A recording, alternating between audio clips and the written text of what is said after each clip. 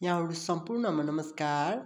आज चाहिँ बालकोटबाट जयराम पराजुली सरले चाहिँ उहाँको मौरीमा केही समस्या आएको हुँदा चाहिँ प्रत्यक्ष भिडियो कल गरेर चाहिँ उहाँले चाहिँ सोध्दै हुनुहुन्थ्यो कि मेरो मौरी स्वार्मिङ भएको करिब 10 दिन भयो, तर रानीले चाहिँ अन्डा दिइरहेको छैन, अब के गर्ने होला र राम्रो काम पनि मौरीले गरिरहेको छैन भन्दै हुनुहुन्थ्यो। त्यही भएर उहाँको लागि चाहिँ यो भिडियो बनाउँदैछु। उहाँले चाहिँ भिडियोमा मैले देख्दाखेरि चाहिँ उहाँले आदर चाकाहरू पनि हाल्नु भएको थिएन।